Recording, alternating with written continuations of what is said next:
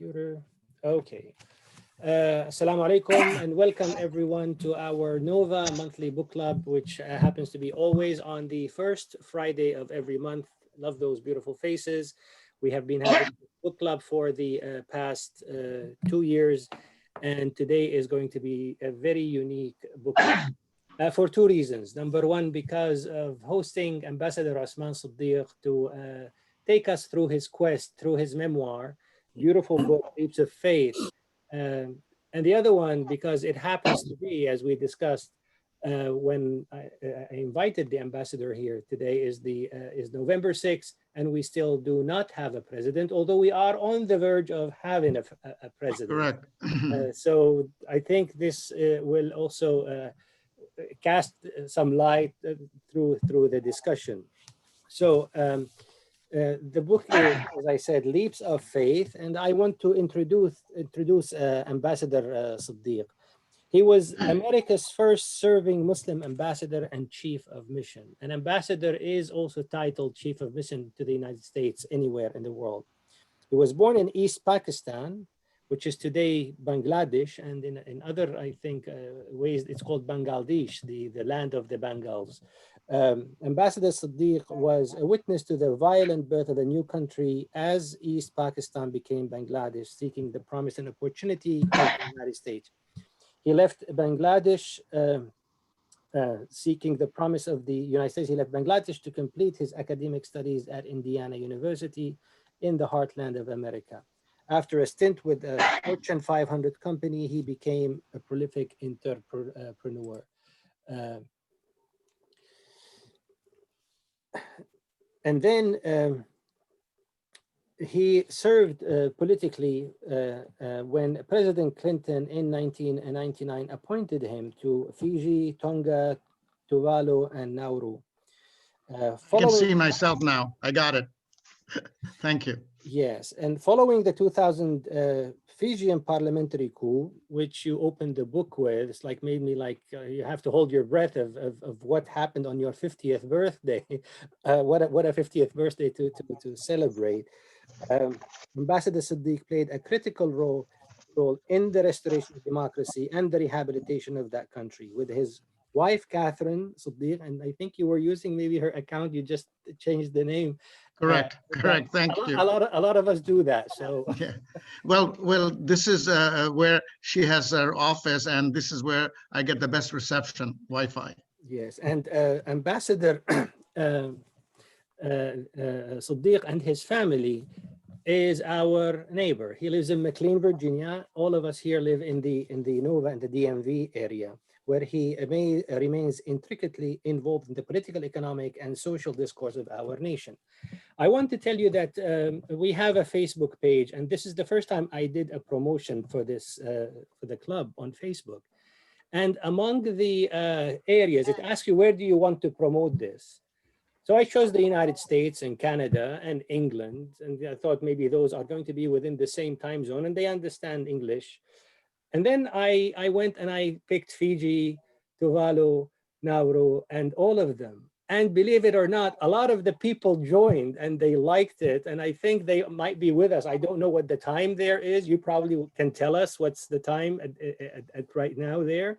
Well, the time is, I can tell exactly, in Suva, it is noontime, 12:07. So that's Saturday, right? Or yeah, Saturday's noon. They're ahead of us. So they're ahead of us. So now they're enjoying the weekend, and maybe they're enjoying this book club, which I hope that is going to benefit all of us, especially during this tumultuous time. So I would like to give you the podium to tell us about the book, your thoughts on it, and then we're going to ask you questions, and then your take on what's inside the book and your take on what is happening today in America. Ambassador. Thank you. Assalamu alaikum. And anybody who is in Fiji, you have to say Bula Vinaka. So I am honored, Dr. Abu Ghazala, for asking me to come and join you, this very distinguished group. I'm so honored and privileged, and thank you. You know, I'm a novice author. I have not written anything I mean, I've written speeches and op-eds and stuff like that, but writing a book was something very novel for me. And I tried my best. I tried my best to bring out my life experiences in some sort of a credible roadmap for our future generation. Of course, for my family, I wanted to record it, but mostly for future generations of Americans who are immigrant, first generation or second generation. I wanted to highlight in the book the power of our citizenship, our Constitution, and our common humanity, because those three elements I'm talking about should never be underestimated. You know, America's past may be imperfect, perhaps littered with many missteps, but our future as Americans can never be questioned. We have, the future is in our hands, especially the newer generation immigrants. Every immigrant has a story. Every immigrant that comes to America, somewhere, one way or the other, takes a leap of faith, because circumstances are different, the culture is different, the religion is different, the eating habits are different. It's a leap of faith. And why do they do that? They do that because of opportunity, and they do that because two very important things that is so close to my heart, and that is freedom and justice. Many of the countries that we come from, those three things, or one of those three, or two of those three, are missing. The beauty of this country is that we can make change. Change is constant. And I tell you a little incident that kind of dovetails with what is happening today. And the change is powered by our Constitution, you know, which is also a living document. And as you've seen over the couple of hundred years, a lot of changes has taken place. 2016, when we had an election and we had a president by the name of Donald J. Trump, there was large scale despondency among immigrants, among new Americans, amongst naturalized citizens. There was a lot of despondency. I was asked to speak at a Muslim Students Association meeting at George Washington University. So I go there and I'm looking at the faces. They're all heads down. The world is falling apart for them. Many of them were citizens even. Many of them were immigrants. Some of them are foreign students. But bottom line is that these are young crowd of people that did not know which direction America is going and where it's going to take them. So after I spoke to them for a few minutes, I said, "Stop, let me stop here. You know, please look up." And I pulled out my pocket edition of the American Constitution. And I said to them, "I'm going to read to you the 14th Amendment. The 14th Amendment was passed in 1868. It basically says, and I'm going to paraphrase, that any person in this country who is born here as a citizen, a naturalized citizen, and even slaves, they will have equal rights under the Constitution. So if you are a citizen of this country, those 50 stars of the flag belongs to all of you as much as it belongs to the President of the United States. So please, please, please do not be despondent. Move up, because you are the future and the hope of America. Let nobody else negotiate that to any lower denomination." I saw some smiles in their face. So the thing that I wanted to lay out in my book was basically a message of hope. But I also talk about our frailties, where we have where we have not been able to fulfill the dreams of the common people, let alone the founders. And talking about change, here we are, to 2020. We had a very contentious election, and the results are not yet fully authenticated. But I have a feeling that the Democratic nominee is going to get the presidency of the United States, which will set course, a new direction for the United States of America. I served this country honestly, honorably, and faithfully. I carried the American flag with all dignity and honor. I did not want to see this country diminished because of racism, because of xenophobia, because of which nationalities you came from. You know, the Muslim ban, unconstitutional. And I got to tell you something. There was a buzz in Washington, D.C. that if Trump wins a second term, again, I cannot validate that, but I live in Washington. I'm a political animal. I hear a lot of things like that, that if Trump wins a second term, he's going to have a Muslim registry. What does that mean? Let me tell you what that means. It meant what Hitler did to the Jews. He kept a dossier of 6 million Jews, where they are, what they were doing.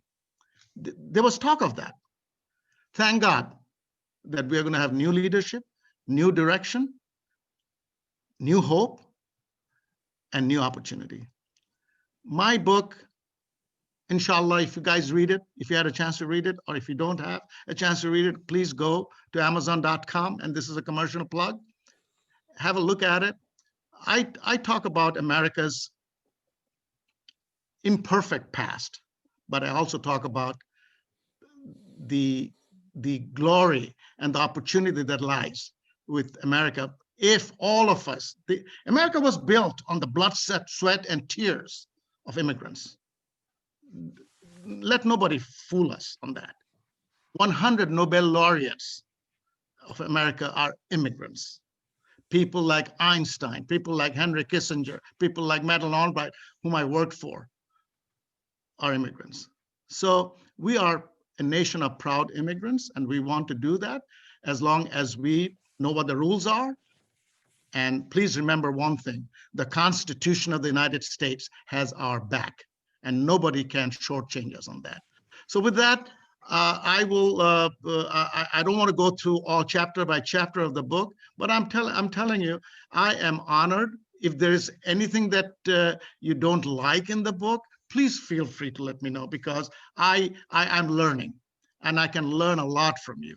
And I hope the book serves a purpose, and the purpose is new immigrants, new Americans, okay? We need to move lockstep with older generation, old Americans, because this is our country as much as it is theirs. And if I can leave a little example, my footprints, and if it helps younger generation, my book is successful. Thank you. Thank you so much, Mr. Ambassador. And that paragraph from GW, I read it, and when I read it, I had it like lined up, and I had questions about that paragraph specifically. Thank you. And I was thinking at that time, because I was reading it throughout the month, and we did not have any results. I said, oh my God, like what would happen if Trump won? Where will he stand? Because will he still believe what he told those students on that morning in 2016 at GW? Because we thought that Trump in 4 years, like maybe ruined half of America, maybe he's going to ruin the next half and corrupt it. So I had that question is what it is. The other thing is maybe about that thing, unfortunately today, and that's a stunning thing to me, is look at it. It's 50-49, 49-50, 50-50, 50 like 0.1, 49.9. It is deeply divided. The country is deeply, deeply divided. What do you think the remedy is going to be to bring that? I mean, I'm looking at people that don't believe in COVID. I have patients that don't believe in COVID, and they challenge me. And I try to convince them, then I use my weapon. Have you seen a COVID? They say no. I tell them, I have seen COVID, and I know what COVID can do to a human being. So then they go silent because they trust me. They know that I'm not trying to, it's not political, basically, it's medical. The other thing is the next paragraph, I think touches each one of us here, is when you became a citizen. That, it really, my eyes teared, because I had the same experience when I became a citizen. It was November 8th, 2000 and November 8, 2008, just a few days after Obama took office. And I wasn't able to, of course, to to vote. So I'm originally a Palestinian refugee. So I went on I-66 to Prosperity Avenue as a refugee, and I came back as an American citizen. And I would never forget that day in my life. It was a totally different like feeling that you have in that. So those are the things I think it's about being American. There is a chapter called American. That's, I think, your feelings in it, like subscribe to all our feelings, how we became American and what took us to be there. If anybody wants to talk, you can either by raising hand or just unmute yourself and talk and ask questions about that.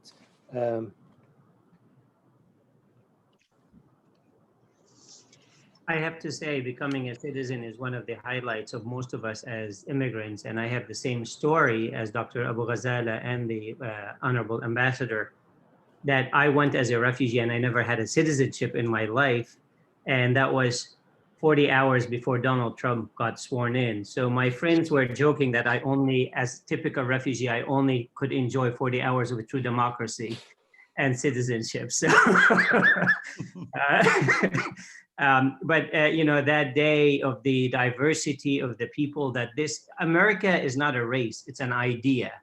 And you have to buy into the idea. The idea is not complete, it's not wholesome, it's not pretty always, but that's the point, is the fact that you are there to benefit and to make it better and to change it as well. You just be changed by it and change it. And I think the ambassador has been an incredible role model for all of us. And for that, we are very grateful. Thank you, Mr. Dawood, for your wonderful comments. We should not take our citizenship for granted. You know, we should exercise the privileges and the powers and the responsibilities that come with our citizenship very, very prudently. Because the first time, just like you, Mr. Dawood, the first time I voted in my life was in 1988. And that vote was for President George H.W. Bush. When I came out of that voting booth, I felt like I was 8 feet tall, because I never experienced such a high in my body, because voting is such a privilege, is such a responsibility, that I'm so happy that today the voting, the numbers in last election has gone up so much, registration has gone up so much, because people are getting involved in the civic process, and voting is a primary thing. So American citizenship, I take it very seriously. You know, in our logo with the eagle, it says "E pluribus unum," which means out of many, one. Yep. This is it's a Latin phrase, but it is so significant. It is so profound, for the reason that, you know, it recognizes that America, except the Native Americans, everybody is coming from outside, and we got to deal with this melting pot. And as I met, and you know something, it is different. American citizenship is different than many other citizenship. For example, you can be a British citizen, but you can never be an Englishman. You can be a French citizen, but you can never be a Frenchman.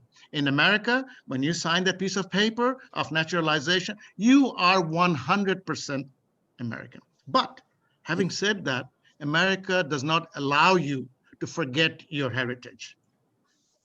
Palestine can be your motherland, but America is your homeland. And there is no conflict in recognizing both of them, because America belongs to many races, many cultures, many ethnicities. It is a melting pot, as you said, Mr. Dawood. And the privileges of citizenship should not be taken lightly. We should honor our citizenship, and we should act in such a way that nobody can fault us. And we have to be very careful, because you have seen what has happened in the last few years. They're looking at faults. You know, the Muslim ban, what nonsense is that? And now, as I said a little while ago, they were thinking about having a Muslim registry to record 3.5, 4 million Muslims that live in this country, where they are, what is their background, so they can take away your citizenship on any pretext they have. This is That's why I said the 14th Amendment is so important. I'd urge you all to revisit that, because if you read that, you'll realize that the Constitution has your back. Yes, I mean, even 2016, when President Trump became, 2017, when he became president, within a few months after the Muslim ban, they started floating the idea of a Muslim registry. I think it was just like a balloon just to see the response. And I can tell you what happened. I get a phone call from a group of cardiologists, like highly subspecialized cardiologists, electrophysiologists. They said, we want to take you out. They were all Jewish. They said, the day he does the Muslim registry, I am going to register as a Muslim. All of them said that. Alhamdulillah. And I can tell you, I mean, this is very important. When I was reading your book, and when I read a book for the club, I share it with my kids, and we discuss things, and then they start challenging me. So like I was reading about your what you said, October 17, 1985. That's when you became an American citizen, and it's like 35 years ago. And you were talking about the history because you took the history examination, like all of us, and you found the history amazing. The brilliance and foresight of the founding fathers was astounding to me. I read the Constitution with its beautiful, we the people, preamble, and felt exalted by the simplicity of the document, a living instrument that has governed this country since the document's ratification in 1788. I love the poetry and philosophy of the Declaration. We hold these truths to be self-evident, that all men are created equal, that they are endowed by their Creator with certain inalienable rights, and that among these are life, liberty, and the pursuit of happiness, which we all know by heart. So they asked me, please ask the ambassador. And my two kids, one has a master's from George Mason in Islamic Studies and Middle Eastern Affairs, and the other one works at CNN. He just got appointed in the investigative journalism team. He's a product assistant there. MashaAllah. So they said, how do you reconcile that, those beautiful words, with what we are learning today about the history of America? We are seeing, he said, Columbus statues are being brought down. The statues of the Confederacy are being brought down. That was happening when I was reading the book, like in the past few weeks, if you remember. There were riots also like happening. So how do you reconcile that inside you? Well, again, the way I reconcile this is that America is, what I say in my book, is like Bus USA. Bus USA has very strong, very durable shock absorbers. We hit a lot of bumps, a lot of potholes. We shake around, we fall off our seat, we almost crash. Ultimately, the shock absorber that we have in the bus steadies the bus, and we move forward steadily towards greater glory. What are those shock absorbers? Those shock absorbers are the Constitution of the United States.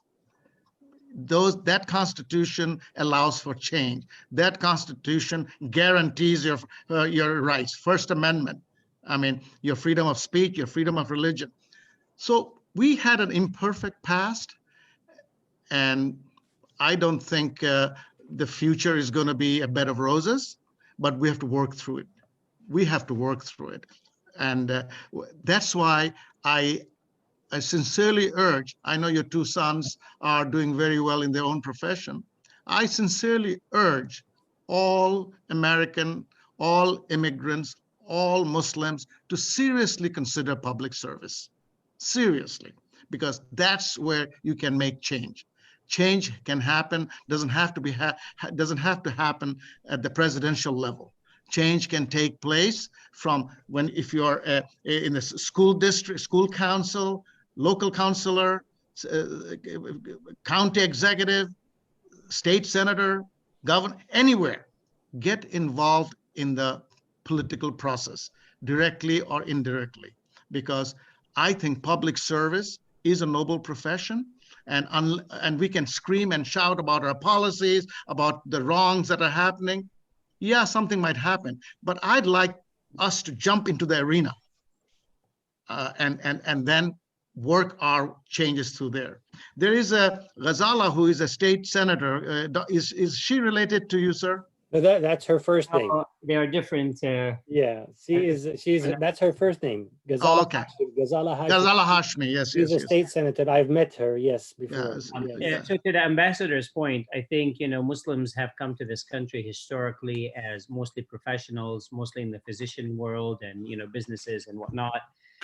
And that was our form of success because back home, wherever you come from, there was no upward mobility within the political structure if you don't happen to have some sort of a last name or, some sort of a group that you belong to. And the United States is completely different. And I think it's really important and powerful for us to recognize that. My wife is a journalist and she's a book author and whatnot. And my chairman basically said, Yassine, I see your wife on CNN all the time. When am I going to see you on CNN? And as a physician, I looked at him and I said, Peter, the only time you're going to see me is on CNN is if I did something really bad. So let's keep it that way. But the truth of the matter is her voice is so amplified way more than what I would do, right? And her representation of our cause, of our story, of our narrative is incredibly powerful. And therefore, that's really important. One thing that I actually did in the last we had local elections about a year and a half ago here in Maryland, and I actually took my 10-year-old daughter with me, and I didn't agree with the two candidates that were running, so I actually literally had her see it, and I wrote her name down as the candidate.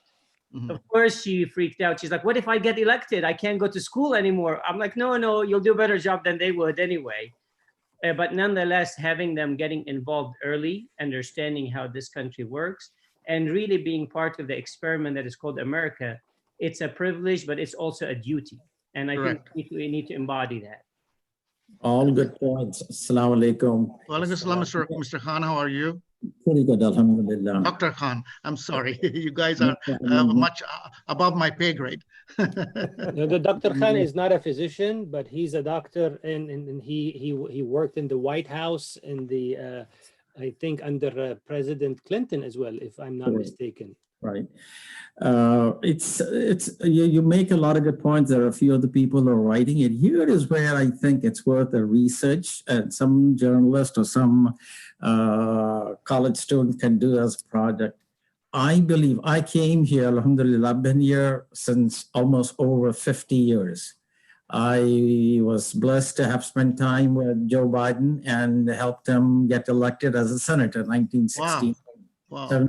Right. So I've seen this country change right in front of my eyes, but the most drastic change that took place was at 9/11. The country took a huge turn.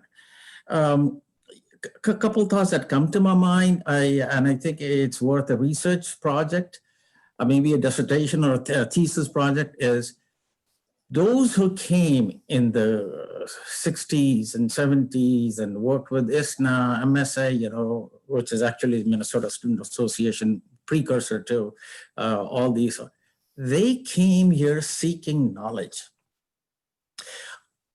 And their goal was different.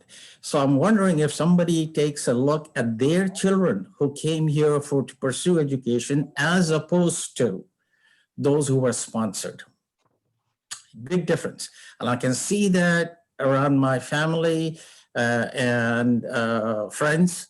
And you can see those who came here, whether it's veterinary science, ophthalmology, it's a material. They did pursuing the quest of knowledge brought them here. And there was insatiable search for that. And some went on to do a couple masters and PhD, blah, blah, blah. So having said that, I also feel the immigrants have come here, as we say in India, you can take an Indian, and this could apply to almost everybody. You can take an Indian out of India, but you cannot take the India out of the Indian. We tend to carry, and as Ambassador was saying, brother was very articulating well, you have to, it's like cleansing the heart, cleansing the mind. You need to cleanse it. You are an American, not by chance, but by choice. Yes. And that's like a conviction. I'm a Muslim by choice, not by chance. And sometimes I say, I'm a born again Muslim. So the faith becomes, and then you have to strive towards it. You got to pay your price. Nothing can be accomplished from the comfort zone. And I bet you all of you have stories to tell where you not only put yourself into trouble because you wanted to help out the family back, whether it's in India, Pakistan, Bangladesh, Egypt, Palestine, it's immaterial. You are carrying that load. That was the faith because you saw the future here. And what I'm finding out now is, at least I can speak from the Indian community, just under the leadership of Modi, who followed Trump for a long time. There was big articles for CNN to carry, for NPR to talk about it, and Wall Street Journal, New York Times to talk about it, is the untouchables in India, even here, who could benefit from a leveling field, the upper caste are discriminating. There's a multi-class lawsuits going on. So I'm wondering, in Palestine or in Egypt or from other, is there a built-in hierarchy there that, and when they come here, instead of looking from a fresh angle, are we still biased? Your thoughts on it? Well, it's a very, very important question. And I don't know if I have all the answers, but when you come to America, it's a new beginning, because women are treated equally, hopefully, most of the time. You have the equal opportunity in terms of casting your vote, or in terms of, I'm talking in general sense. Maybe there are some exceptions. The experiences that I had witnessed in East Pakistan, which later became Bangladesh. I left before Bangladesh was created. I, like a lot of you, I came here didn't know where my country was and what my country was, because it was the confusion. So having been here, maybe people's expectation at times are that this is a country that is milk and honey flowing on the street. It is not. There are still hard work to be done in order to accomplish, in order to gain.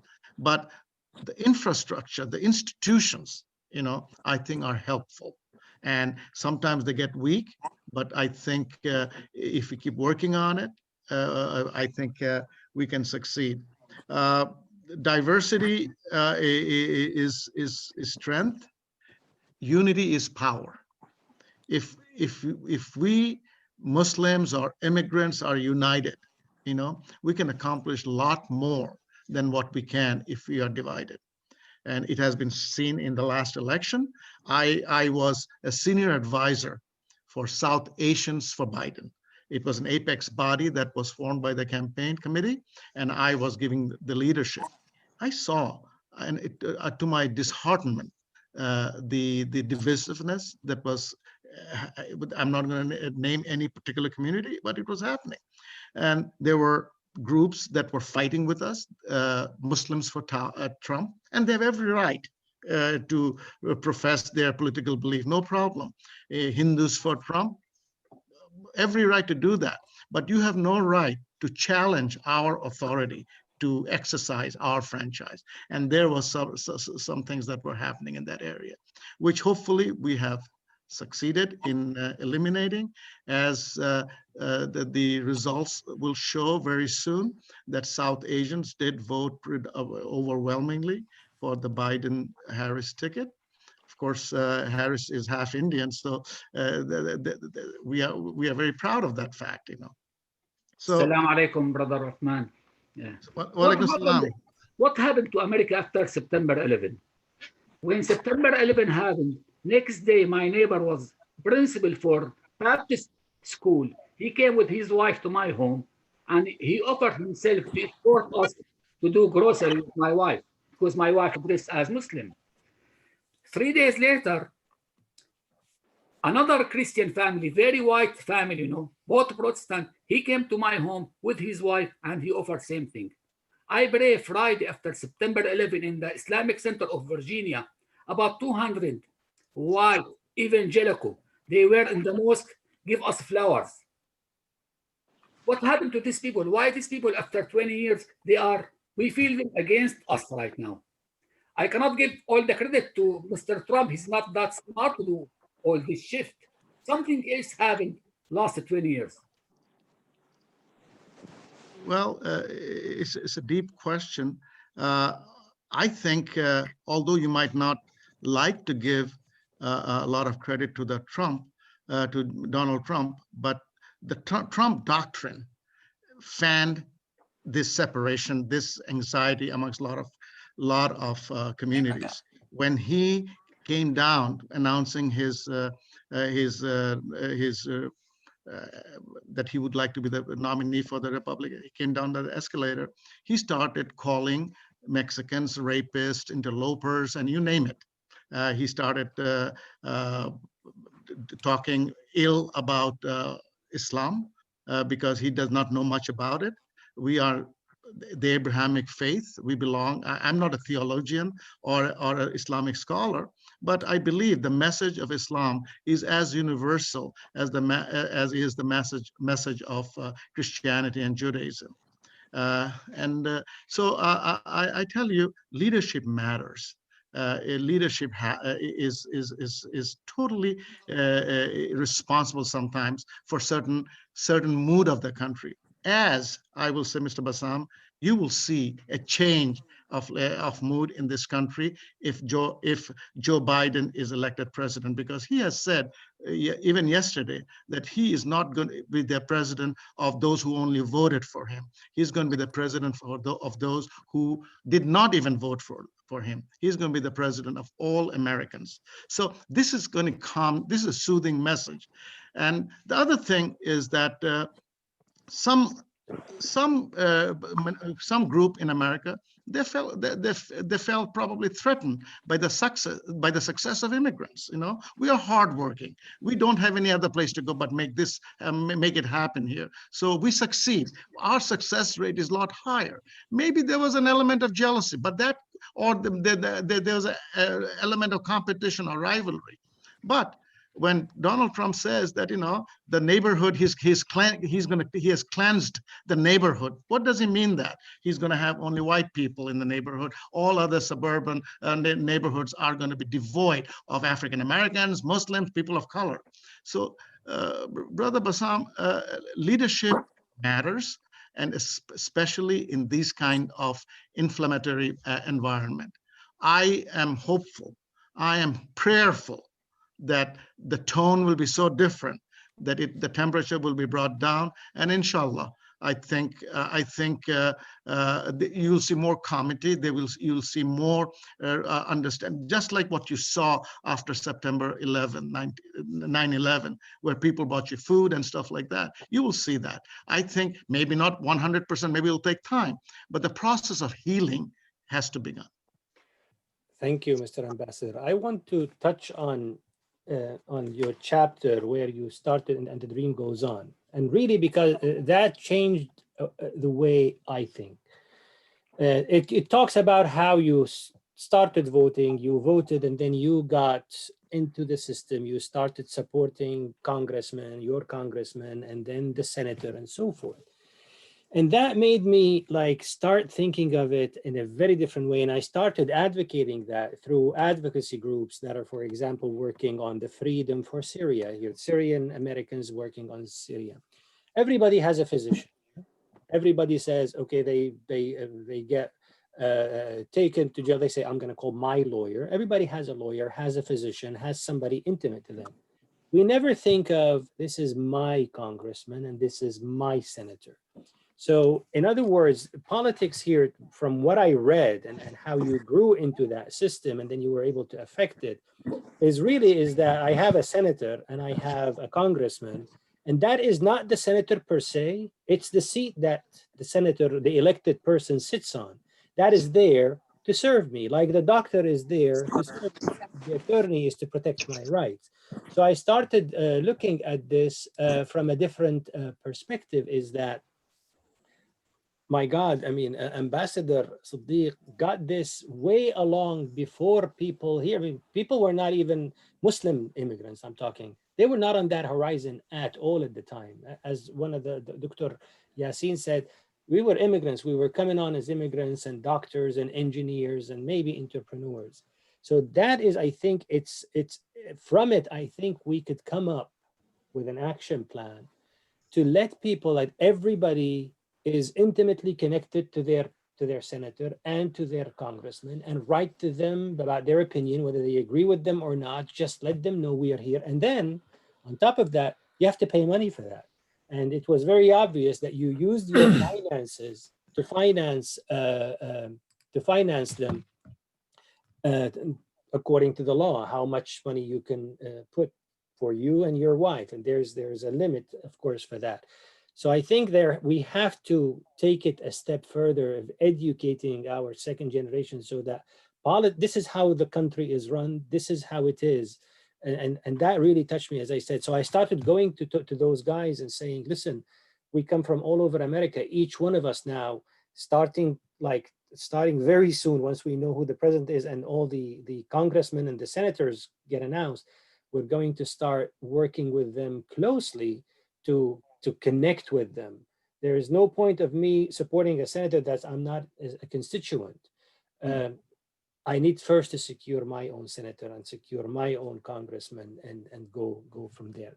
I want to call on Brother Bashar Qasim, because he also is an entrepreneur. He came here to this area and he was a founding member of America Online. He worked with Steve Case. Mm-hmm. And then he went and he had his own idea about things, and he's now the CEO of Azad Investments here in Falls Church. I wanted him to shed light on that, because you guys have this entrepreneurship background of business and dealing with business, because that brings a lot to this discussion as well. Bashar. Hey, assalamu alaikum, everyone.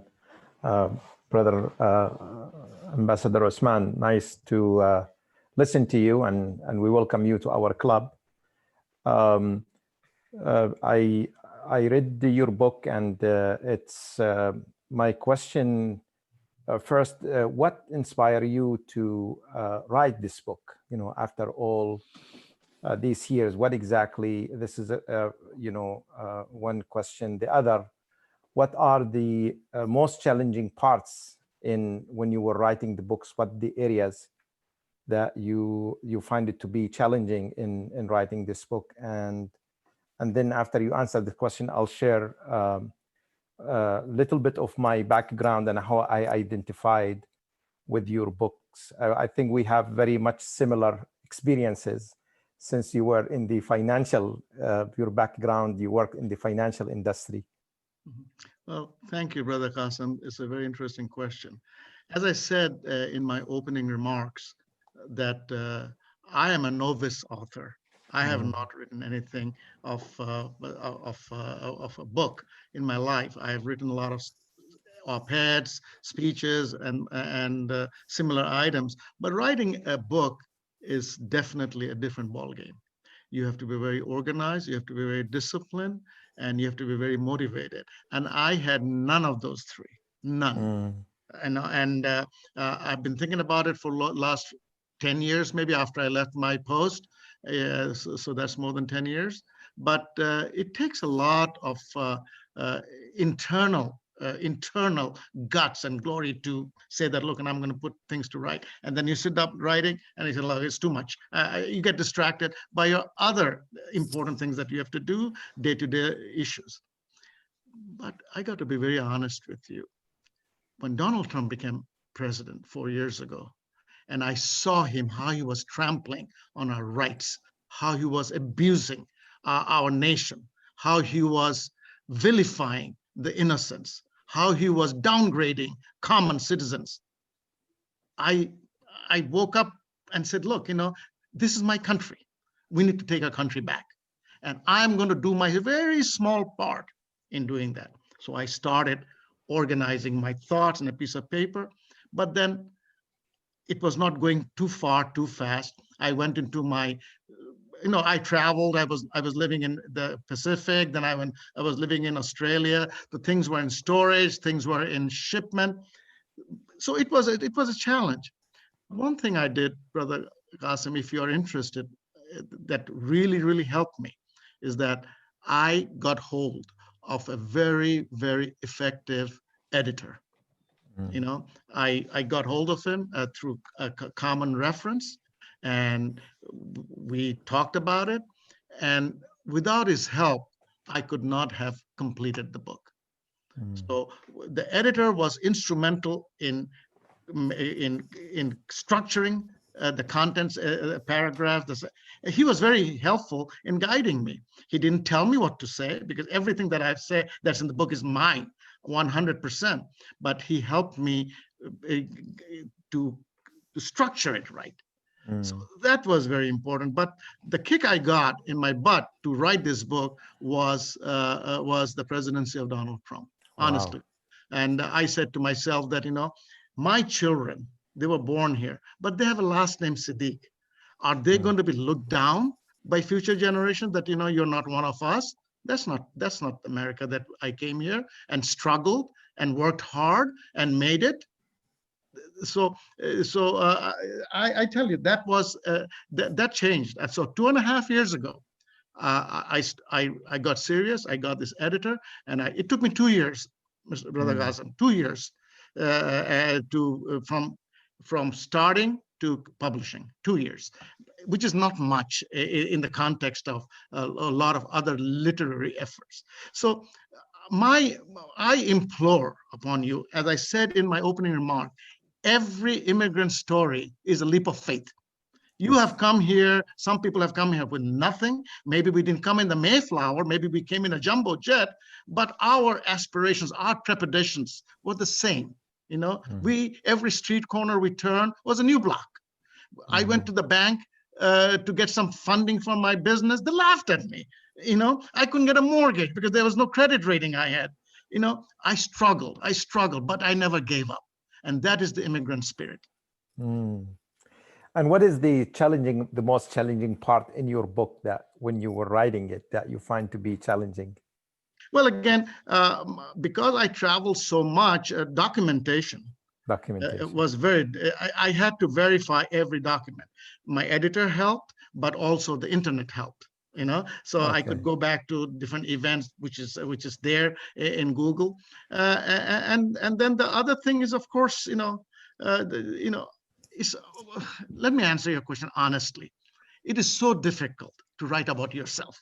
So difficult, yeah. And I can write 10 different things about 10 different people, and I can write pages and pages. But when it comes to writing about you, how the heck do you put this around, put your arms around it? That was the most challenging part. My wife, she's a very not introverted, shy person, very private person.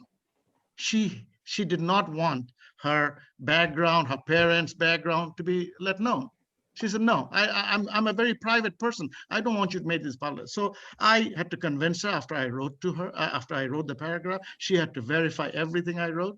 So writing about yourself, whether it's good or bad, it's not easy. That is, you have to overcome that shyness, that trepidation that you have in your heart, if you remember what the end goal is.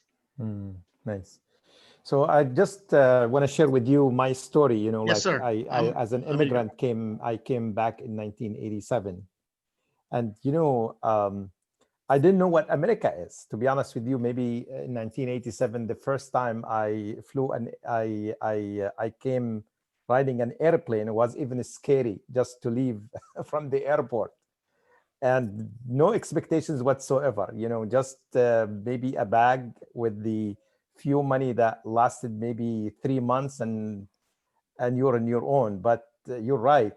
Something that I felt like, that the value system that I carried with me, if I want anything that helped me through this, is a set of values, like, being hardworking, not be persistent, being patient, and being ambitious at the same time. So, I start working from probably, like, after I ran out of money. I was in college, and I have to go work in a fast food restaurant for some time. But I kept my eyes exactly where, before I came, I was graduated by His Majesty King Hussein. I was one of the top graduating students from the college.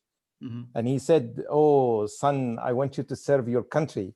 And at that time, it was really difficult. Jordan, I am originally from Jordan, with my family originally from Palestine. And I kind of like whispered back to him, there is no opportunity in Jordan. Jordan has very rare resources, very poor country. And I felt the best I can really help is just, seek opportunity somewhere else. And I left Jordan with kind of like some kind of disappointed, like, no resources, no freedom. We were even in college, we were watched what we are saying. We could not express our opinions. Sometimes the regime shows some brutality. And I said, that's not what really the environment that I want to live. So I really came to America and I worked. And so every time I get the opportunity, I follow through, I work so hard, and I see the good and the bad. I would say that experience wasn't really perfect. I faced some discrimination, but I said, even this is still like because we're coming from these countries, from these regimes, we kind of like have immunity. Like again, this is not really different than what we are seeing there. So I kept really going through, these, and I got one time an opportunity to come to work with a company used to be called Quantum Computer Service, which has turned out to be America Online. So I have to live the dream actually too early. I was like, almost 3 years in this country, and all of a sudden, America Online with the information revolution going on, with the whole world is changing, and I that simple person was part of this. I have to witness the crazy Steve Case saying I know to the him. people, you know him well. Yes, not well. We're gonna change the whole world. We're gonna change the way people do business. We're gonna change the people get married. We're gonna change this and sit. I mean, I'm just from Jordan. Barely a computer was available, and now we're changing the world. And it's just in no time, America Online went public, and I got really rewarded really well from that company. And then I went into my own business, and I did computer business. Then I went into the financial services. I created one of the earliest halal mutual funds. Is a 1940 Investment Company Act fund. I don't know what actually, if you came to me at that time, say, oh, you're going to be running a financial company. We manage assets on now almost $1 billion. We're one of the top known in the SRI domain. We do a lot of stuff, all the wealth management, etc. And it was really quite a thrilling experience, with this, like we're employing so many people, and we are creating, we have to interact with the regulators and, go through the process, lawyers, accountants, CPAs, bankers, you name it, all the tools that you really need in the financial industry. We became, and I said, wow, now with the experience more than 23 years, as that was established back in 1997. So it's almost 23 years in business. And, we work with the financial industry, helping people how to do their wealth, combining both computer skills, management, technology, and processes, and all that stuff. So it's quite really a very interesting process. And, to be honest with you, yes, if I stayed in Jordan, Allahu Alam, God knows if I would be achieving what I achieved now. But, you're right. The American dream, I felt it. I went through this. And, this country definitely gave us the opportunity. And to the point now, we even have to say how we can make this country even better. So we came like, as a students learning, but, as this is the nature of life, people grow and learn. And when they learn, they start thinking, look, how could I make things even better than what I got it? You know, so Beautiful. that's really you should definitely write a book, Mr. Qasim. And if I can help you, just call me. I will work with you. Yes, yeah, inshallah. I will look into this. Maybe if I get the opportunity one day when I retire, maybe that's something that I would think about, maybe writing the book and telling my experience to everyone exactly how this can be done. Yeah. Exactly. Thank you. So I want to call on Dr. Hisham Naji, if you can unmute your phone, because as I said, when I was discussing how you, Ambassador, was like getting involved in the political process, I could see Dr. Hisham talking to me in the book, because he's always dragging us. Yeah, we need to go and talk to this congressman. We need to go and talk to this congresswoman. We need to get some funding. He hosts those events sometimes in his house. So I want to take his take on. I want to have his take on that, because I could see both of you. Both of you live in McLean. Both of you are the same generation. He's an anesthesiologist, so he can easily put you in sleep and out of pain. So of that. So Dr. Hisham, if you can please, and then I will have the ambassador comment on that. Yeah, assalamu alaikum. Shukran. We're honored to have Ambassador, our guest today. And yes, you know, my experience mirror the experience of everybody here. I'm probably the oldest. I came here in 73 and I became citizen in 1980. So I've been, this December, I will celebrate my 40 anniversary of being citizen. Beautiful. And again, like he said, the first time I voted, me and my wife, it was, I never forget that. I mean, it's the feeling that we never had in our homeland. I'm from Syria, and we always have a dictatorship, not only dictatorship, it's a bloody iron fist type dictatorship. So the feeling of freedom, the feeling of free speech gave me new life in this country. And you know, my kids were born here, and now I have 4 grandkids. And I feel, you know, that we came to this country not by, of course, by choice, but I always believe that Allah subhanahu wa ta'ala made the situation in our country miserable for us to move here so we can make some change. We can start a new life. So our, you know, duty is not just to have a big house and big car and being rich and comfortable. It's to pave the way for the next generation. And, you know, I've been involved from the beginning with, before even ISNA, when Muslim Student Association was, and then became ISNA and then ICNA and all that. So I believe really establishing our roots here starts with establishing, you know, the institution, for the future Muslim generation. And also I believe in the being involved politically, and it happened for the last 10 years. You know, Syria has been under bloody situation. So we, you know, it was my duty to do something. Maybe I may not be able to change things, but at least I can say I tried my best. And I tried with my friends here to go be involved in politics and Congress and Senate and in every aspect I can to try to change the situation in Syria, and the same thing also to change the situation here. So I don't want to talk too much, but I'm hoping with the new administration of Biden, inshallah, things will change for the better, and the Muslim will. The main thing is, you know, this time the Muslim votes really made a difference in many states, really. And Michigan, Michigan and even in Pennsylvania, even Northern Virginia, and everywhere. And this is the Democratic and Republican Party. They're taking notes of this. So inshallah, you know, our kids and grandkids will see this and will stimulate them to be more involved, more engaged, and they will have better future here. Thank you.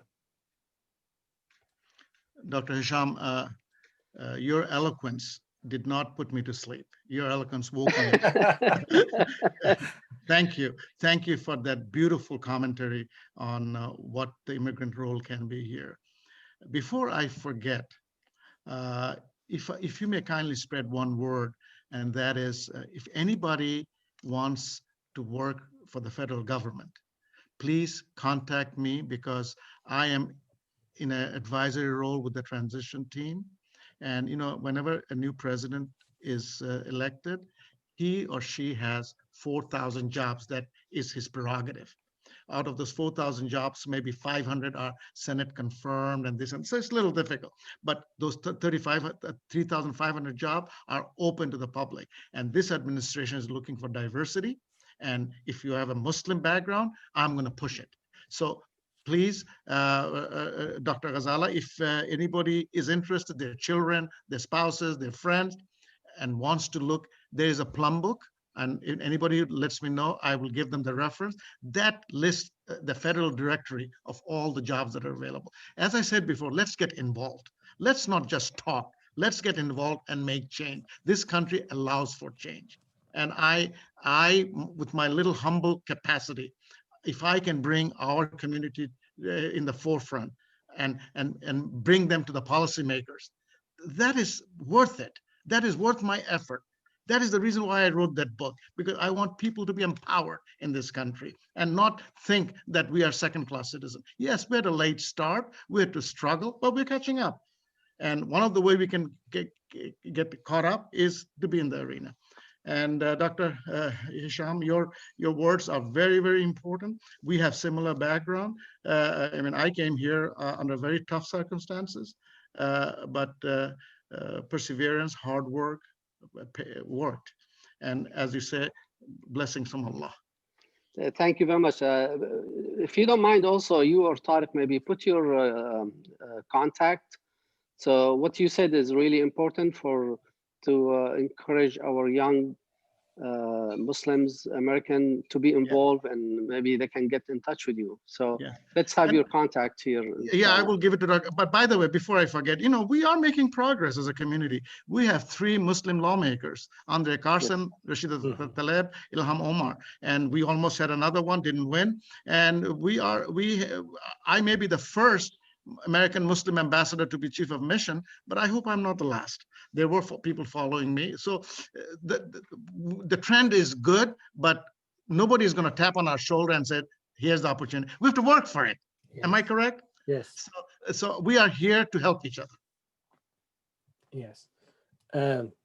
If anybody has any comment or about the book, questions to the ambassador, before I start also calling, like taking a second round of calling on you. So then I want to ask Brother Fahmy. Brother Fahmy is also like, he's a veteran. He's a friend of mine. I know him. So, okay. So Fahmy, where are you? If you can unmute yourself, Brother Fahmy, and so go ahead, please. Unmute yourself. Yes, go ahead.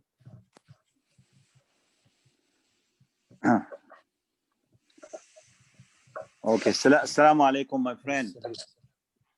How are you, my friend? Good to see you. Good to hear from you.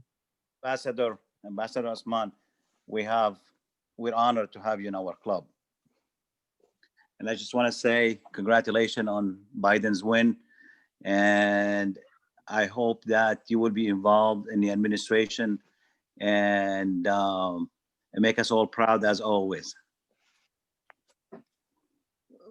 Thank you, Brother Fahmy. This election is not about any one person. It's not about me. I have worked very, very hard over the last 6-8 months to mobilize our community, the South Asian community, the Muslim community. And I'm so happy that the results speaks for itself. Now, the second phase starts, is governance. Governance is, winning an election may be easy. Governance is even harder. So that's what I was saying, that if anybody can help each other, work with the process, that's fine. If anybody has any policies that needs to be presented to the National Security Council, We'll work on that. But unity is power. We have to be united. And inshallah, I think it's a new era in American politics that's going to begin on January 20th. And I say this because I know Joe Biden a little bit. He was my ranking member at my Senate confirmation. I supported his 2008 presidential bid when he ultimately gave up and became Barack Obama's vice president. I'm not a big friend of his. He knows me, but he probably knows a lot of other people. But I think with your help, with your blessings, I may have some access in the next administration. And anything I can do with personnel, with policy, if I can do it, I will be the happiest person in the world. Absolutely. And please do not forget to call on all of us. The Syrian community is behind you and will support you in whatever capacity. Thank you, brother. Thank you. Thank you. I want to call on Brother Osama Said. Osama Said, Chef Osama. This is his website, his Facebook page. 4,690,000 followers, more than the number of people who voted for Trump in Virginia. So I can tell you that. So tell me about yourself, Brother Osama. How do you have such a following? You should be a politician. First of all, thank you so much for being with us. And I'm very thrilled with all what I've heard. And it's a pleasure always. I'm always waiting for this, the first Friday of the month, to be with such a group, especially that I'm a chef and I'm completely different career than everybody else. But as you said, everybody needs a doctor, everybody needs a lawyer, everybody needs a physician. And I'm as a chef, I said everybody needs a chef, I need an accountant, but everybody should know about food. And that will be some other topic somewhere else. But my story is like most of us. When I came as a student. I came in 1980.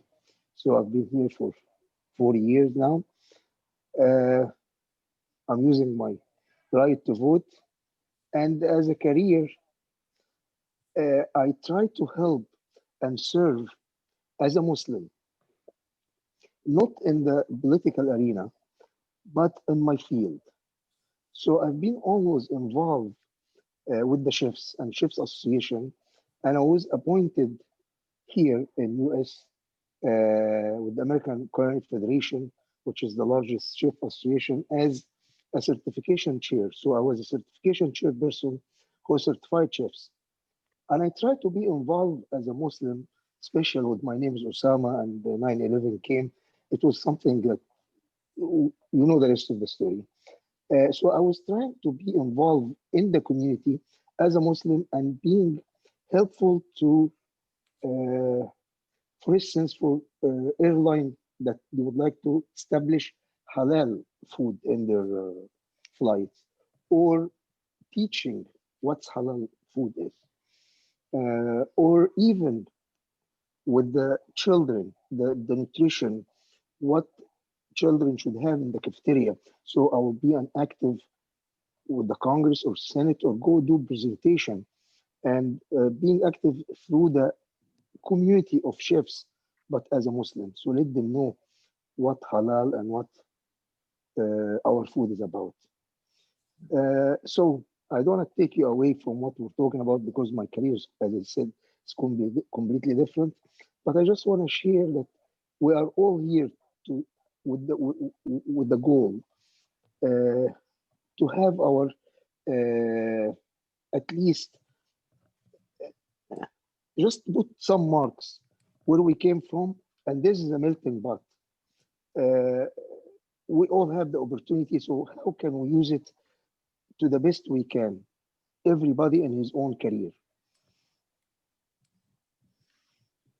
Well, if I can just say one word to you, Brother Osama, congratulations. You are a great American story. Your story needs to be celebrated because what you are doing is something so essential for the community, not only for the Muslim community, but the community, but our society in general. And I'm sure it wasn't that very easy when you started, but now you have 4.5 million followers. There's a good reason why they're following you. So please keep up what you're doing, spread the word of goodness, of love, and your good cooking everywhere. Thank you. So part of this book club, before COVID hit, we used to meet in person, and it was the Friday evening, first Friday of the month, and then we would have a little dinner and discuss as we're like eating and like drinking Coke, orange juice, whatever. And then of course COVID hit. So, and now we cannot wait until we get back to meet. Inshallah, when this happens, we will hold another book club. And then maybe Chef Usama will bring us his healthy food. We could even healthy food, yeah, healthy food, and then we could even. No, I'll give every one of you a cookbook signed, and everybody will do a recipe. That's wonderful. That's even better. Look forward. That's even better. Okay, if anybody has any questions about the book to the ambassador, please. You could just unmute your mic and talk, or I can continue calling on people. Brother Jamal. Ambassador, okay. I have a request, which is, could you please just address the fact that sometimes immigrant communities or minority communities, because we come from a certain mindset, we feel that the country doesn't belong to us. Mm-hmm. And we feel that it's just meant for the majority or for somebody, and therefore, what's the point of me getting involved? The Muslim vote is less than 1% from the exit polls. Did we really make a difference? Did we not? We're recognizing with this election where there's 2,000 votes or even probably less in certain states that, that basically carries the whole state. And all of these traditional blue or red, ultimately it's the battleground states that actually make it. Can you give us a message, not only to our youth, but really to our established readers or followers, to like what kind of a difference, and that you have to believe that this country is your country. You have to, people who were born here, yes, they have the citizenship, you chose to be here. And that's, that's sometimes a conscious decision, but you chose to be here, now you have to pay, now you have to really believe that you belong here. And I feel whenever I'm talking to a lot of the immigrant communities that most of us belong to, we feel like, well, we are somewhere in the middle of the Atlantic. We belong back home and here. I love that what you said is, you have your country back, but you also have a home in the United States. Can you just touch base to give us something of how to belong to America and have America belong to me? The first part is the most important part, and that is you have to take your Americanism, your citizenship seriously. And that does not mean that you have to forget where you come from. America does not allow you to forget your background. So you can glorify your past, but you have to live in the present. And this present is the United States of America if you are here. Believe it or not, I know what the options are out there. Not too many are too good for all of us. This society is not perfect, as I said in the beginning. We have our history we have a lot of issues that starting from slavery and starting from, it's littered with many, many missteps. It's imperfect, but it's we the people here. If you are part of we the people, I don't think that you should hold back. The problem that I have seen is Muslim communities will celebrate Eid al-Adha, which is Eid al-Fitr, which is wonderful. I do that too, but they don't care about 4th of July. They don't care about Thanksgiving. That's a wrong attitude. You have to bring to your heart the local customs and culture. That doesn't mean you have to give up your own, but you have to embrace them. Invite 10 people from your neighborhood who are not Muslims to break fast with you. See what kind of change they will have in their mind. So the first part is very important. We came to this country and we have been more or less welcomed. I know there are pockets of disaffection, but more or less we have been welcomed. And what we have to do is reciprocate. And in order to reciprocate, I would say very, very strongly, I would urge my brothers and sisters is that, look at the glass half full and not half empty. And let us work towards a common goal to make this society better for all of us. When I came to this country in the 70s, early 70s, there were maybe 40, 50 mosques spattered all along from sea to shining sea. Today, there are more than 25,000 mosques all over the country. And so there is progress is being made, but progress is not going to be made if you take this defensive attitude and say, look, my vote doesn't count, my voice doesn't count, I'm going to be looked down because of my last name. No, we have the Constitution. The Constitution has our back. You got to fight for your right, and like the previous generation did. You got to establish your foothold here. You got to tell them, and you got to play by the rules. You play by the rules, you work hard, the sky's the limit. I'm not saying that it's going to be handed over to you in a big fat basket of goodies, but the opportunities are there. So citizenship is important. As I said, motherland is where we all came from. It is different, whether it's Palestine, India, or Bangladesh, but this is our homeland. And we cannot lose sight of what this homeland has provided for us. We cannot just love the American dollar and not love the American people. That's not right.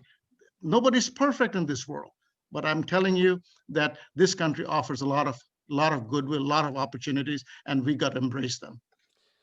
Thank you so much, Ambassador. I got a question, and I would like to read it to you from one of the attendees here.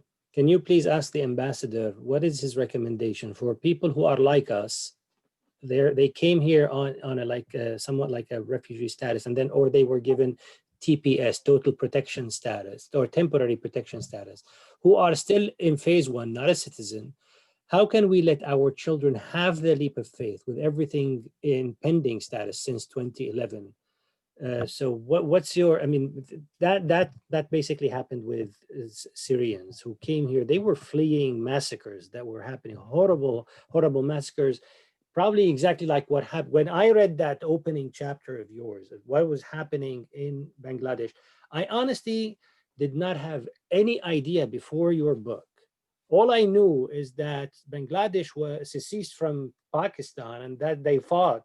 But the amount of atrocities that happened that you describe in the book, I had no idea, no clue about it.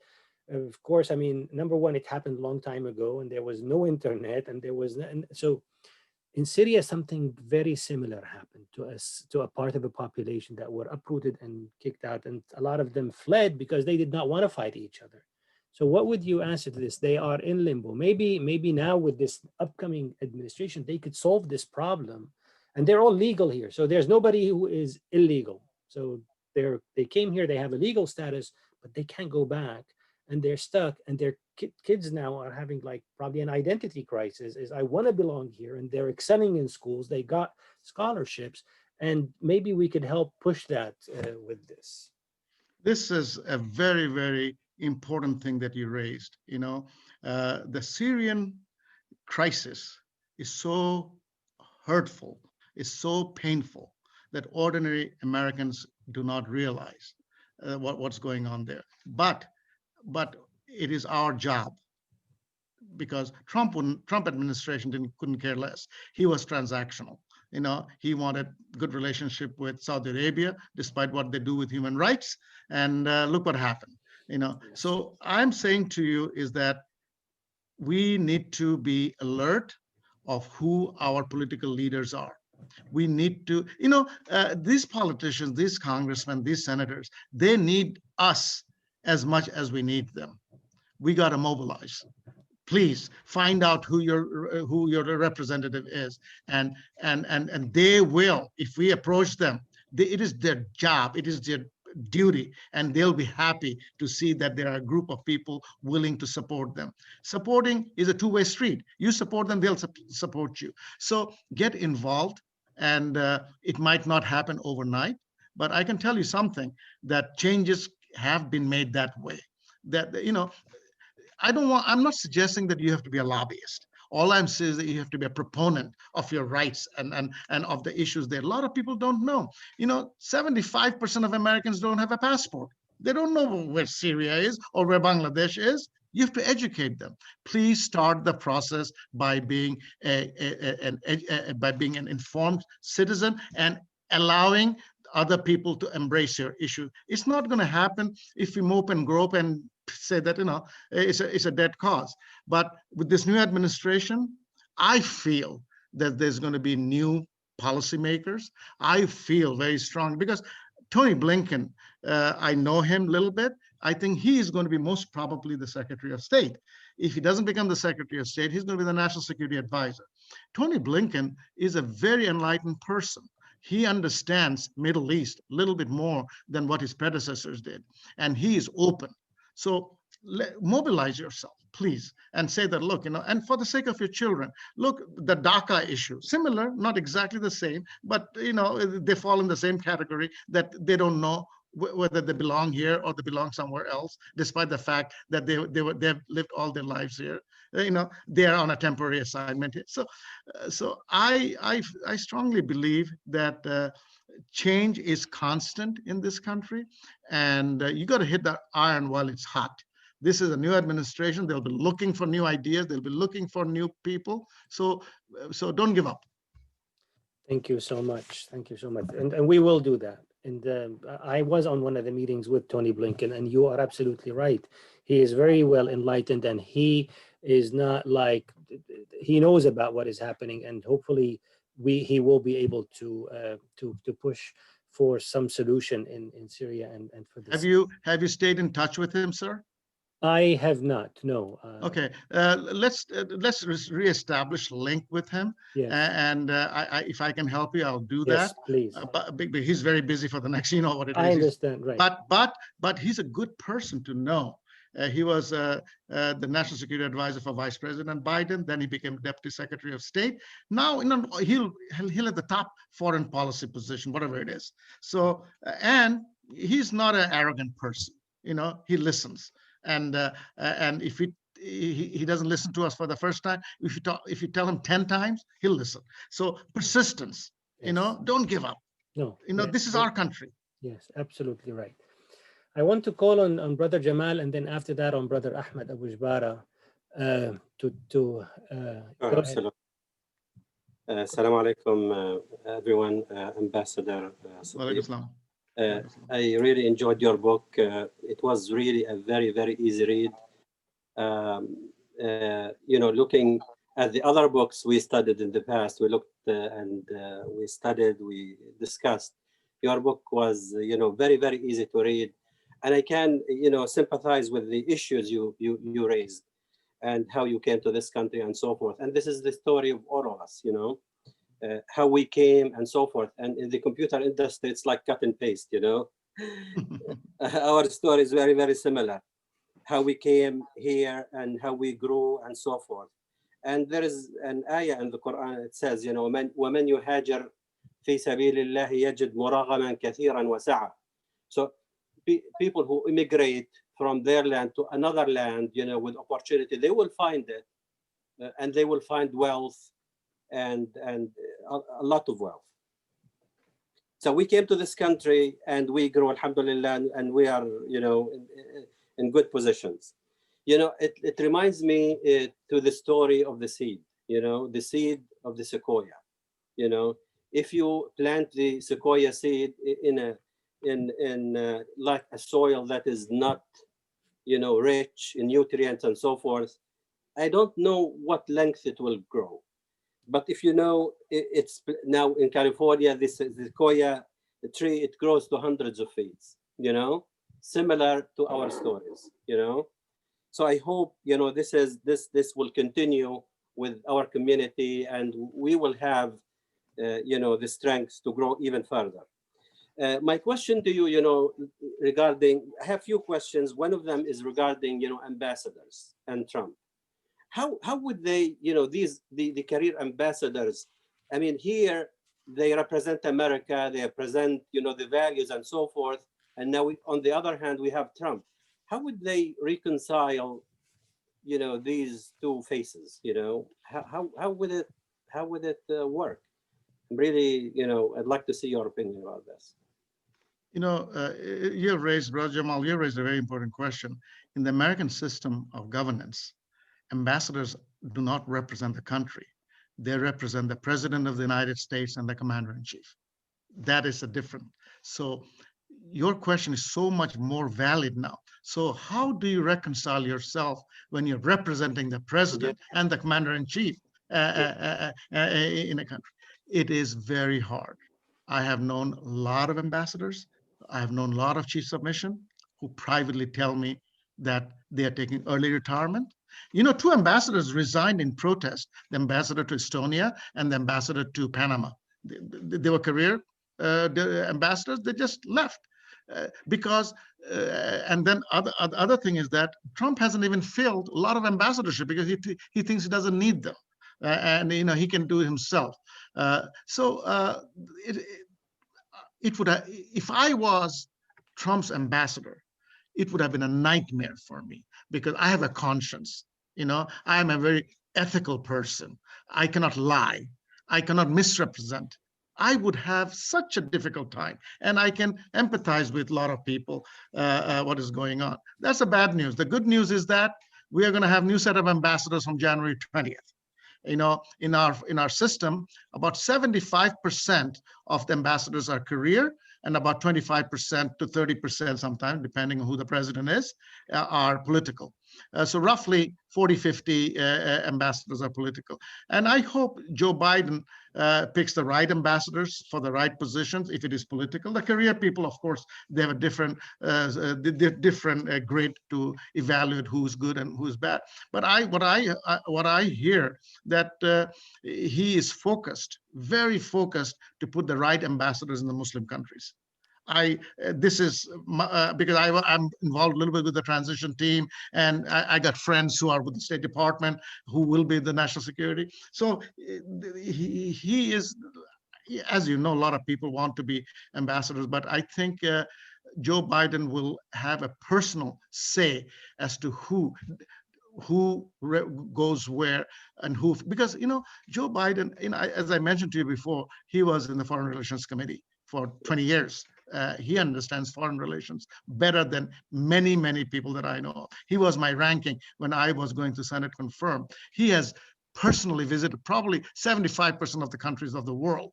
He has personal relationship with many foreign leaders, much more than any past or future president will be. So foreign policy, we are a laughing stock today in the world. We have no respect. It's not my word. Look what is happening. 75% of our European allies think very poorly of Trump.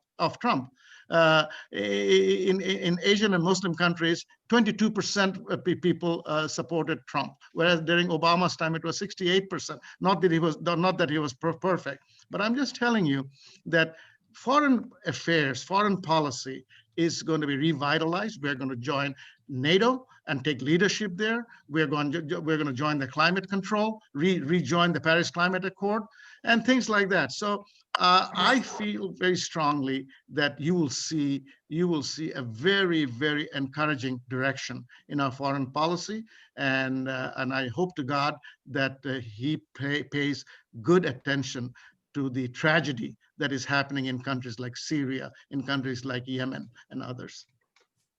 Thank you so much. I want to call on a question. تفضل. Like, you know, Trump, you know, he represents, you know, the fear of people, the fear of, you know, the white, how America is turning brown and so forth. He represents that fear. He represents, you know, these people. And it's becoming real, you know, and I know many members of our community are really fearful because they see a lot of people are buying guns and they don't know what's happening because of this election and what the president is even saying, you know. I hear it from so many people. People call me even from overseas, and they say, "Are you okay? What's going to happen? I mean, you have to protect yourself." So it's becoming the other way around, you know, with these things that come from the White House. So I'd like to see, and you know, what from your perspective, what do you recommend that we should do? How, this is one thing, and the other thing, how can we, like if you can recommend for us like a 3 advices, you know, recommendations to be politically active and not to be afraid. First of all, I think, inshallah, the next American administration will respect Muslims, and they're not going to do anything like a Muslim ban. As a matter of fact, he is going to come out getting rid of that executive order in his first 100 days, or if not earlier. Number one. Number two is that I want my Muslim brothers and sisters, you know, to establish themselves in their position as rightful Americans, and in doing so, let them play by the rules. There might be gun-toting people around it. We don't need to take up guns. We have to, sometimes discretion is the better part of valor. We have to be discreet. We have to play by the rules. When we know that we don't want to get into trouble, we should not get into trouble. You know, we have a very bad public relations rap after 9/11. It has not yet gone out of our self. So sometimes it's better to take one step back and then 2 steps forward. So that's one of the things. And then the other thing that I mentioned earlier, that, you know, you have to get involved in the process. Please, each of you should know who your congressman or congresswoman is. They would love to know you.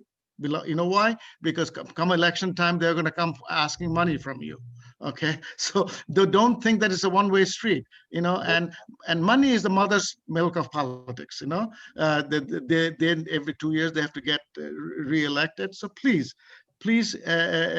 get yourself acquainted with your political leadership and try to help them out, and they'll help you. Thank you so much. Yes, sir.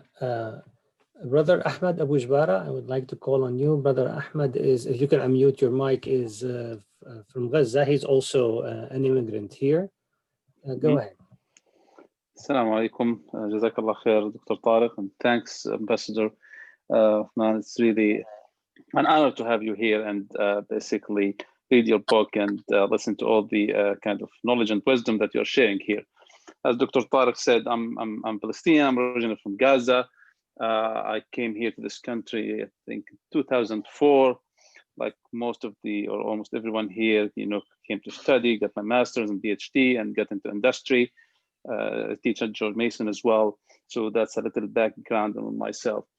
One of the things actually that I would like to ask you is, when it comes to public policy, like, you know, the US in general, and especially when it comes to foreign policy, towards, like, you know, where we come from, like the Middle East, especially I'm from Palestine, from Gaza, and everything that's going there.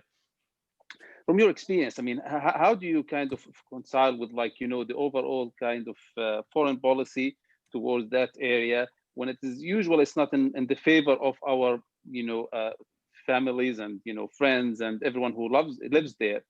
That's one part of the question. The other part is, like, you know, and I usually find a challenge, like talking to my kids, and, you know, sometimes, you know, when something comes up about what's going back there, and how the government here, or like the foreign policy is not in favor of what at least we believe is the best for our people there. So how do we approach this? I mean, with in general. You know, Brother Ahmed, it's a dichotomy. It's a conflict that I live with every day. Believe me, I do. Because you know, this is a predominantly a Judeo-Christian country. Muslims are anywhere from 3.5 to 5 million, depending on which census you're looking at. But it is the fastest growing religious minority in this country. So it's so fast, but that by 2040 we are going to exceed the Jewish religion class of this country. So we are somebody that, believe me, people are watching, people are wondering, people are afraid, people don't know what to make of us. So the only way we can help ourselves is to stay alert, stay active on foreign policy issues. Be vocal. How many of you have written in your local paper issues that are happening in Syria? Why are you depending on Josh Rogan or Tom Friedman to write about our plight? Why don't you write? Why don't you form a symposium? So propagate and publish what you feel is the injustices or the inequalities that are going on in our community. Squeaky wheel gets the oil. If you keep quiet and if you self-impose and say, look, I can't help, it's not going to work. At least we have the blessings of a free press here. We have the blessings of a free society here. We have the blessings of a judicial system that generally will come to your help.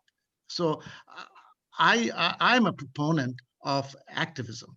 Activism doesn't mean that you have to go in the street and riot and loot. Activism means that you are vocal, you let your voice know, and you play by the rules. That's very, very important. But we are a minority still, a small minority. But our cousins, the Jewish, they're a minority too. Their population not that big. Why are they so predominant in the media, in business, in politics? Why? Because they've organized themselves, because they're united, because they educate themselves, and they know how to build bridges with the other communities. Let us take their playbook. Let us take their playbook and say, hey, look, if they can be successful, we can be too. The Muslims came here before the Jews. They came with the slave trade. And then, of course, they grew organically, but also the biggest growth was through immigration with people like you and me. So we have to see which successful playbook is there. I was talking to the Bangladeshi community in Michigan during this thing. I said, how come the Indian Americans have 18 positions, had 18 high-level Senate-confirmed position in the Obama administration, and we Muslims had 2? Why? Unity, organization, and activism in a positive way. So I have seen more divisiveness in my community than I have seen in many other communities, and that is hurtful because we have got the talent, we got the resources, we got the guts of the community. If we play by the rules, if we work hard, nobody can stop us. We are a fast-growing community, fastest in a religious minority in America. Nobody can take that away from us. The only way you can defeat yourself is by defeating you. So let us keep our eye on the prize, and the prize is to incorporate ourselves in the mainstream America. And if we do that, by God, inshallah, it'll take time. But we have made progress. We have 3 congressmen and women in the House of Congress today. We'll have more. We need 4 more Muslim ambassadors in the next administration. We need sub-cabinet level position. We need people to head the Aspen Institute, the Rockefeller Foundation. Are there good Muslims available? Absolutely, there are. Do we need more? Yeah. So let's study successful playbook. And they say imitation is the best form of flattery. Beautiful. Thank you so much, Mr. Ambassador. And can I share? Tfaddal. I just want to share a personal experience. When I became citizen in 1980, since then, alhamdulillah, 40 years, I never missed, not even primary election. As we came from the Middle East, our issue was mainly Palestine issues.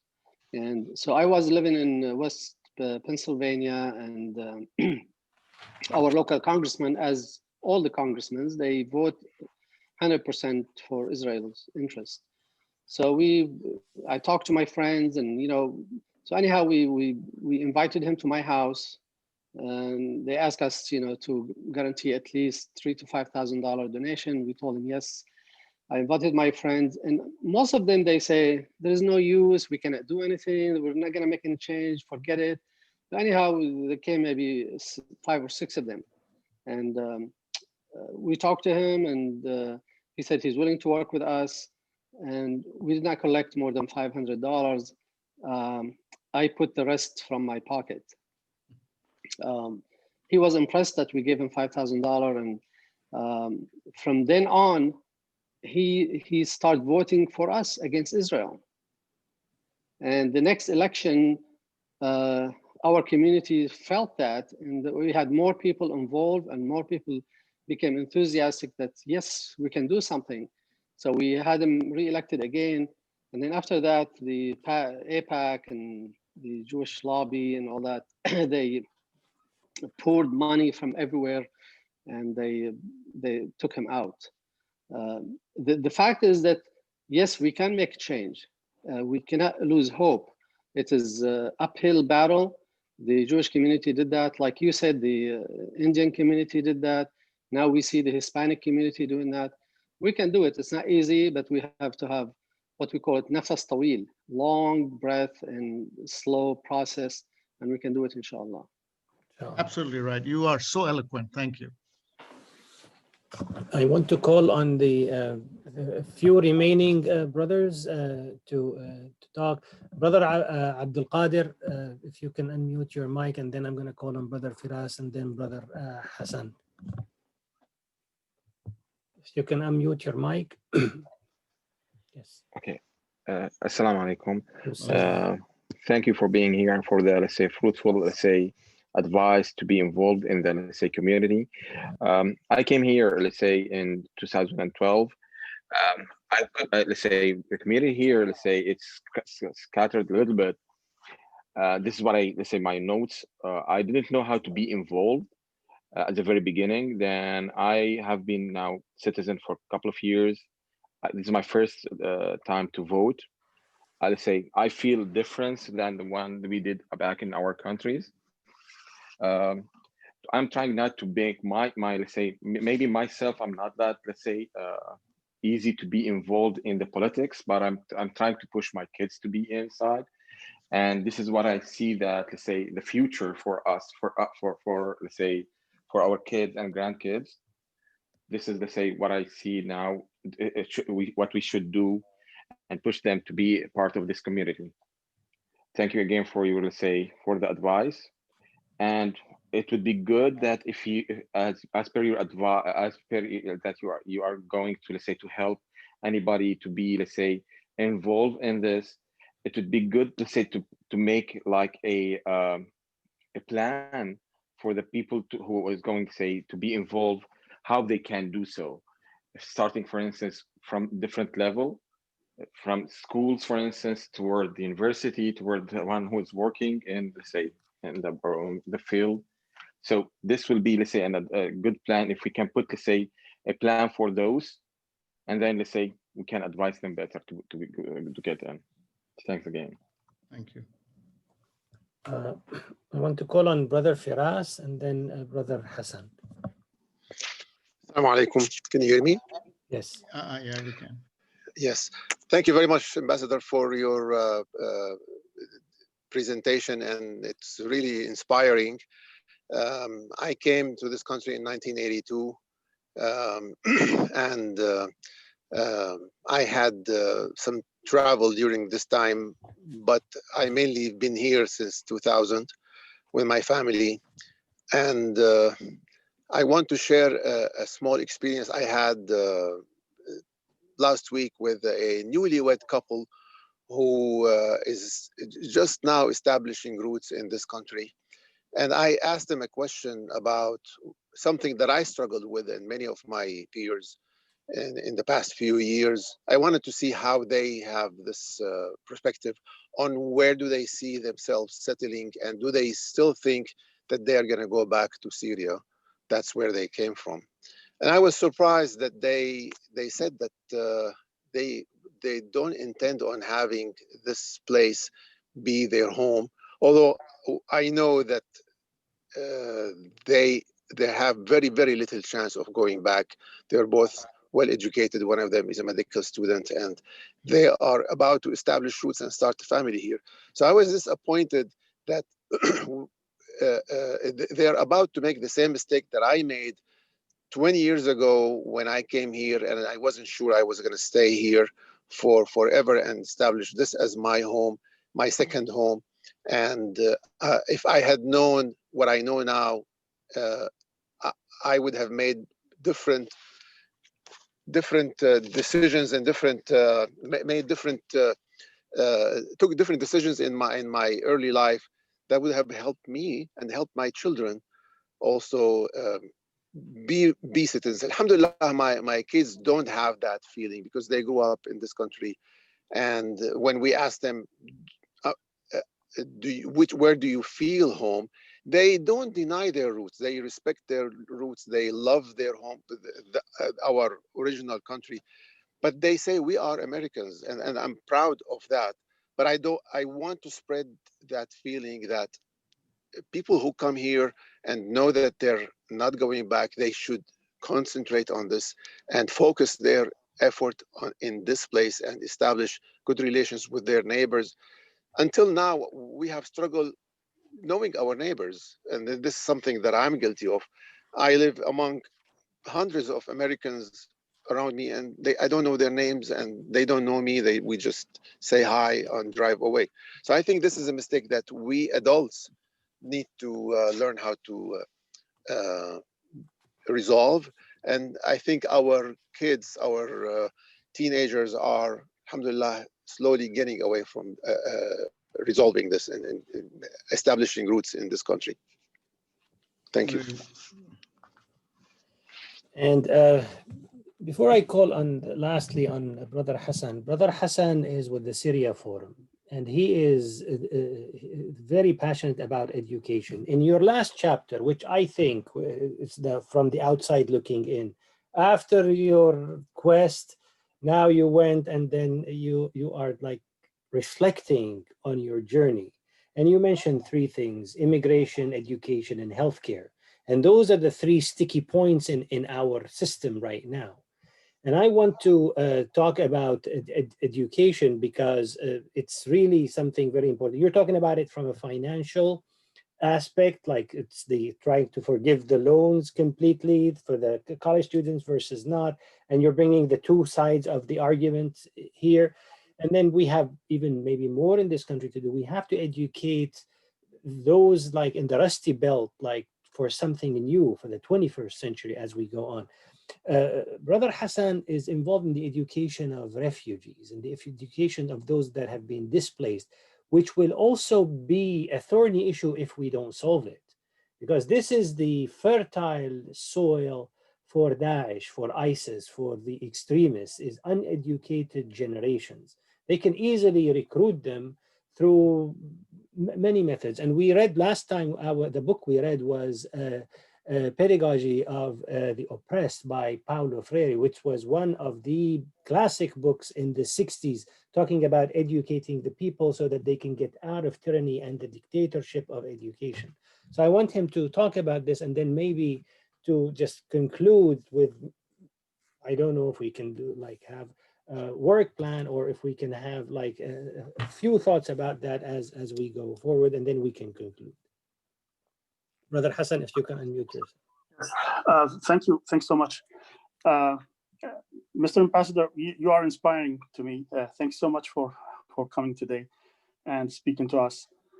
I came to the US as a refugee in 2014.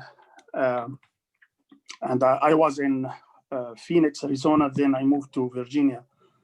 I just became American citizen in just before 2 months, and this is my first time I voted in this election.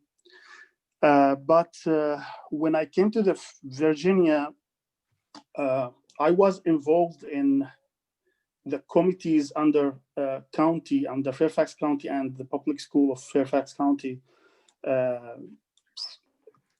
in several committees inside these institutions, and no one asked me if I'm even eligible resident here in the US. And I'm looking also to do more as because I get this citizenship, and also I'm looking to have a membership in the Democratic Party.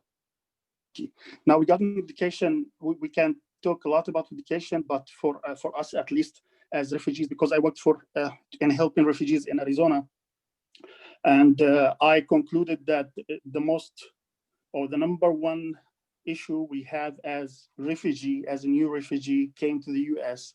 is changing our culture or accommodate to the culture of the U.S., which need mainly educating our people, young and adult, how to understand this system, which is very different than ours, and how to build your future depending on building yourself in this economy rather than depending on the help you get from the government. Now, maybe we can speak a lot about the book, which mentioned by Dr. Tariq, but there's not enough time now to mention it. But I have one question for you, because I'm thinking about getting more engaged in the local government here in the US, which is also, we are getting use of it in our local councils in Syria and other parts, about organizing Syrians in any place in this world. One of the main conflicts we are facing here in the US when we want to do a group or to do a work for communities, or Muslim communities or Arab communities, the conflict of interests happening among these minorities. As a minority, as one defending minorities, I need a lot of minorities to work with me, not only Syrians, but I need Palestinians, Moroccans, I need Muslims from India, I need also oppressed people from Latin America. But there's a conflict of interest even between Palestinian and Syrian for our causes back home. So we have these big conflicts in a way that we think that there's no way to unite ourselves, because if you want to unite the Palestinian community and they have an issue with something related to Palestine, so you couldn't work with them, and you have to work with others, and maybe you have to work with Jewish sometimes, because so what's the question? The question is how we can deal with these kind of conflicts if we want to work among our minorities, among these all conflict of interest between these minorities. For me, it's very complicated, but I want to understand what you have in your mind. Well, I think we touched that subject before, but I will try to see if I can further explain it. There is no perfect society in this world. There's none. Whether it is the Jewish community or Catholic community, they have internal conflicts, they have internal dissension, and so is our community. But our role as leaders is to bring that conflict to a manageable proportion so that we can at least move forward in unity and in strength. In order to do that, you started with education, and I would say that education is the key to any such progress in our community. You educate your community, you see how much further they will go in unity and in progress. Education, without education, a community is dead.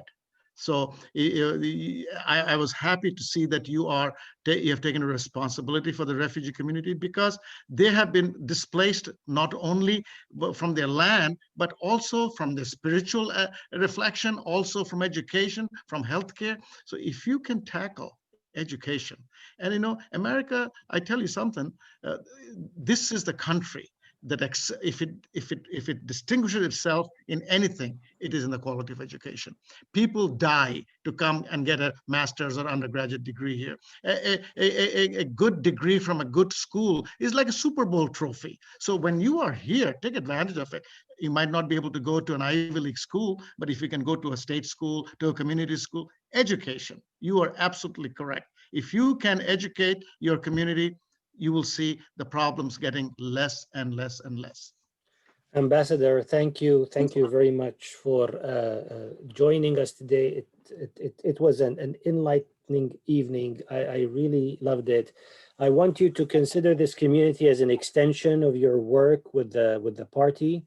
You can count on it if you have, like, inshallah. Now, I mean, I think as soon as the president-elect gets installed, we're going to start like right away. I think there's no Inshallah. time. There's no time. There's no time to afford. So you can count on this community if you need anything, like in terms of the congressman, in terms of the Senate, and so forth. We really need to establish a presence. Maybe we could do something even further. Hopefully, we could meet, inshallah, after COVID I expect maybe end of spring and early summer, a vaccine will be available, medically speaking. And then we can all like enjoy and like really plan. I want you to count on this communities for your work, pushing further our interests in this country. Dr. Ghazala, I'm so honored to be in this very distinguished group. I feel that I'm one of you. We need to work together, and anything I can do, you have my direct link. Also, Brother Fahmy Mitani, he's my friend, he's my brother. He knows me well for the last 5 years. If you can't locate me, he will locate me because he knows where I live. But lastly, this is a book review. I want you guys to read this book. Not because it's going to be a commercial success and I'll make a lot of money out of this, because my message I want to propagate to people that will understand where I'm coming from, especially the younger generation. So if I may kindly, if you have not read the book, go to Amazon. Leaps of Faith is there. And my personal website is osmansiddique.com. Over there, it'll show my Wikipedia page as well as the link to this. As I said, it's a personal adventure for me. And the more people read it and understand it, and even if they get 1% out of the book and motivates them, I'm successful. This is not a commercial venture for me, brothers and sisters. Thank you so much for your time. I'm so grateful. Thank you. Brother Osman, I'm very proud to be your friend, and thank you for all your guidance throughout the past few years. Thank you. With your permission, I would like to work with Brother Tariq to arrange for a book signing get together sometime, in the future, if you would allow us to do so, and invite our communities. Yes. And Brother Fahmy, your signed book is still with me. When are you going to come and pick it? This coming week, I went and went through it through Amazon, Shame on me. No. I have one for you. But I will get my copy next week. I will come to you. Thank you. Okay, we'll do that.